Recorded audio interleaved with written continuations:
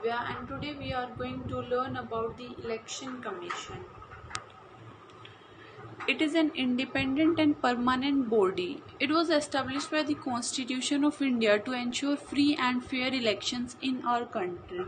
Article 324 provides that direction and control of election commissions to Parliament, State Legislature, Office of President and Vice President shall be vested in the Election Commission. It is an all India body that it is common to both central and state government, but it is not concerned with elections to panchayats and municipalities. For this, Constitution of India provides for separate state election commission.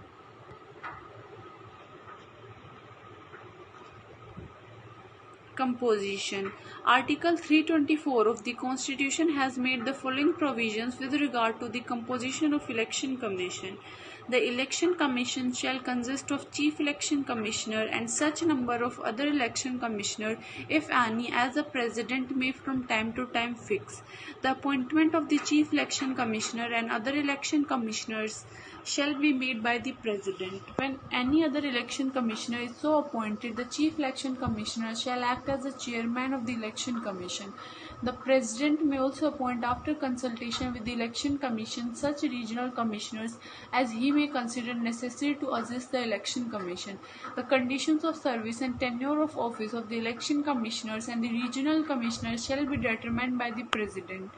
History. Since its inception in 1950 until 15 October 1989, the Election Commission functioned as a single-member body consisting of Chief Election Commissioner. On 16 October 1989, the President appointed 2 more Election Commissioners to cope up with the increased work of the Election Commission.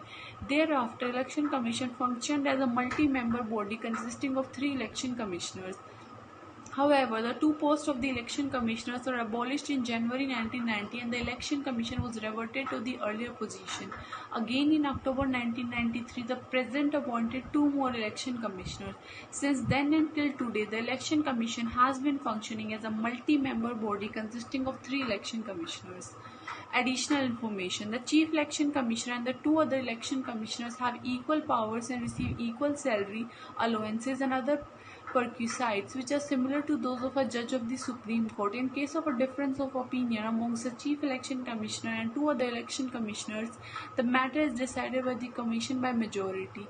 They hold office for a term of 6 years or until they attain the age of 65 years, whichever is earlier. They can resign at any time or can also be removed before the expiry of their term. Independence.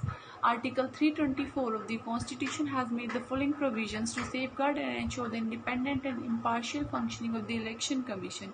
The Chief Election Commissioner is provided with the security of tenure. He cannot be removed from his office except in same manner and the same ground as a judge of the Supreme Court.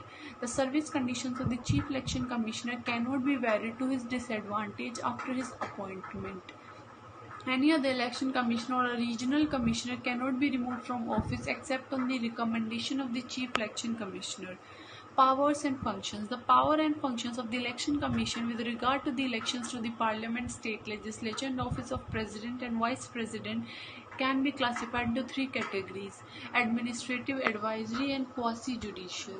In detail, these powers and functions are to determine the territorial areas of the electoral constituencies throughout the country, to prepare and periodically revise electoral rolls and to register all eligible voters, to notify the dates and schedules of elections and to scrutinize nomination papers, to grant recognition to political parties and allot election symbols to them, to act as a court for settling disputes relating to granting of recognition to political parties and allotment of election symbols to them, to appoint officers for inquiring into disputes relating to election arrangements, to determine the code of conduct to be observed by the parties and the candidates at the time of elections, to prepare a roster for publicity of the policies of the political parties on radio and TV in times of elections, to cancel polls in the event of rigging, booth capturing, violence and other irregularities, to supervise the machinery of elections throughout the country to ensure free and fair elections, to register political parties for the purpose of elections and grant them the status of national or state parties on the basis of their poll performance.